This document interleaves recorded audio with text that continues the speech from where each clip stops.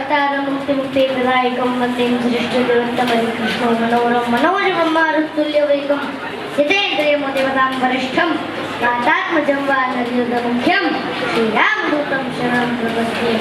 સૌ કોઈના જીવનમાં એક એવી સાંજ આવે છે બધું જોવા છતાં પશુનું કામ આવે છે।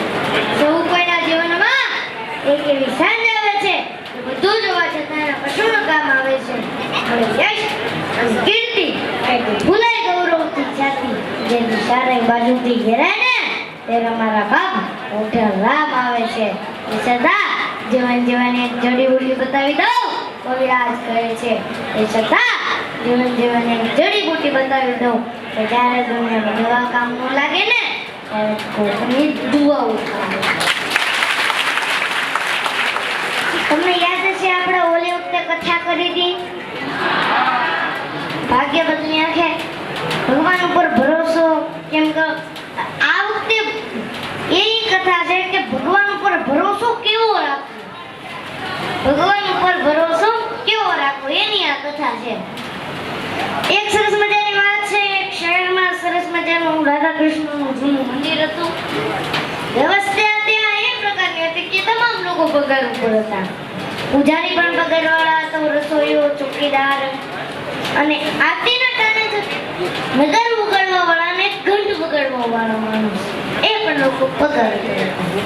એટલે સમય જતા એક વ્યવસ્થા એટલે કે મેનેજમેન્ટ ટ્રસ્ટીઓ બદલાના એટલે એ લોકો એવું નક્કી કર્યું કે આપણે ભણેલા હોય એને જ નોકરીએ રાખવા। એક પછી એકને બોલાય એમાંથી એક ઘંટ વાળો હતો એમને પૂછ્યું કે ભાઈ કેટલું ભણ્યું કે હું કાંઈ નથી ભણ્યો કે કાલથી તમે જોબ ઉપર નહીં આવતા।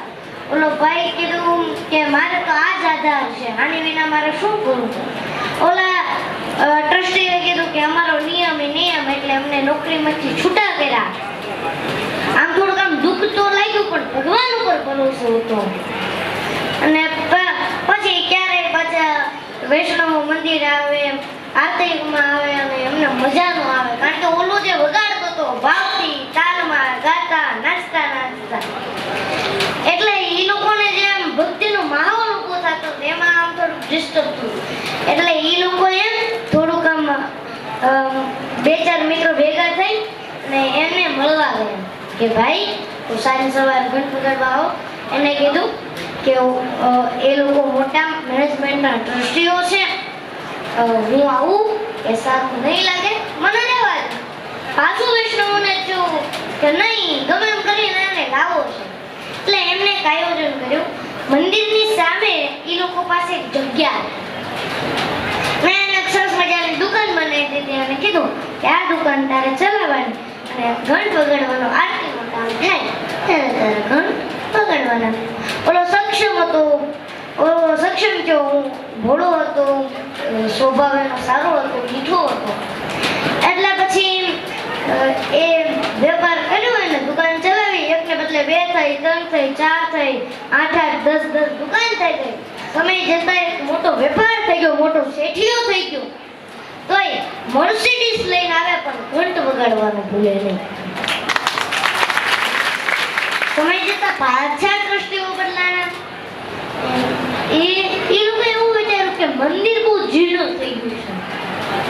જીર્ણ થઈ ગયું એટલે કે ને કે થોડું જીર્ણ થઈ ગયું એટલે એ લોકો એવું વિચાર્યું કે થોડીક આમ જીર્ણોદ્ધાર કરવાની જીર્ણોદ્ધાર માટે ફાળો કરવાની એટલે કે માંગણી કરવાની એમને વિચાર્યું।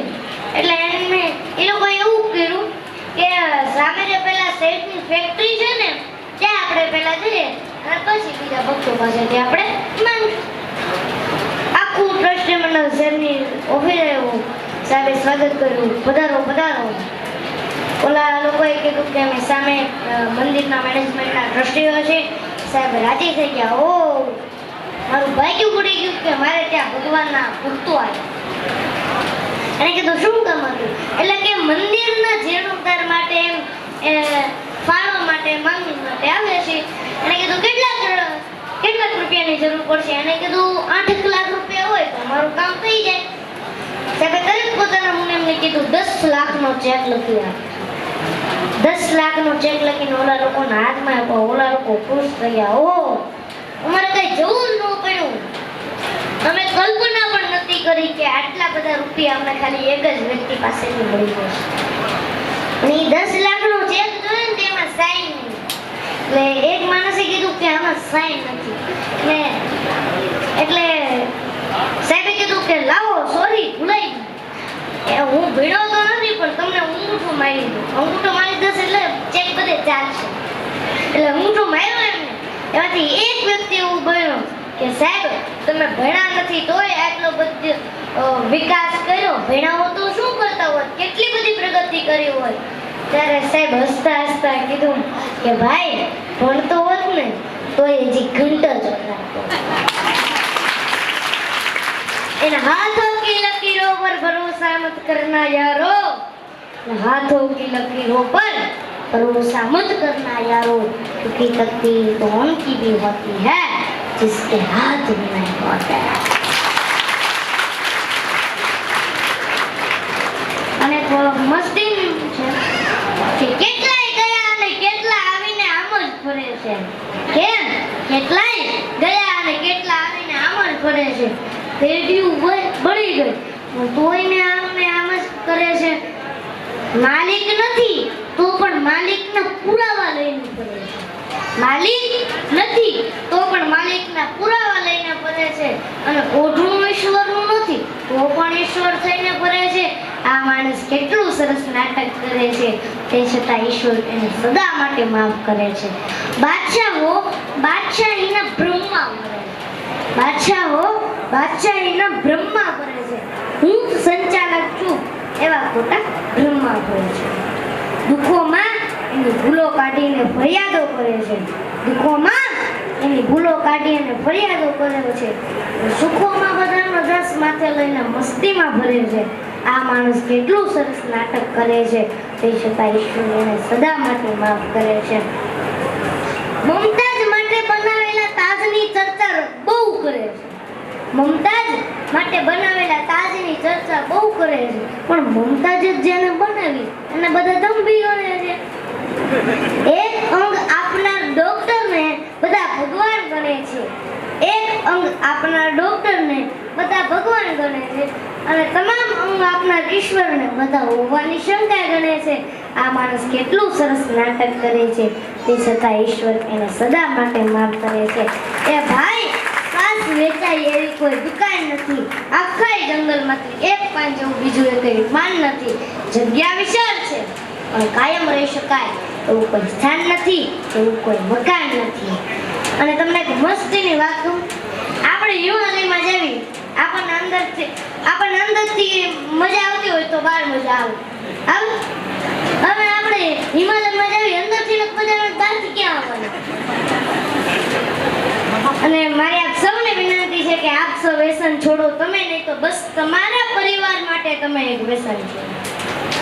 કોઈ માણસ એમ કહે કે સુખી થવું છે, આનંદભાઈ સુખી થવું છે, પણ એના માટે મારા અને મારા ગુરુના બે જ ઉપદેશ છે કે તમે વ્યસન છોડો અને ભક્તિના માર્ગ પર ચાલો. બોલો કષ્ટભંજન દેવની જય શ્રી રામ. પાલિતાણા વાળા બોલવામાં તો હારા જ છે. ખૂબ ખૂબ આભાર. આવીન ભગત નચિકેતા યાદ આવી ગયો. એવી જોશાથી આપણને સરસ મજાની વાત કરી, એમને આપણે સન્માનિત કરીએ. જગદીશભાઈ રાઠોડ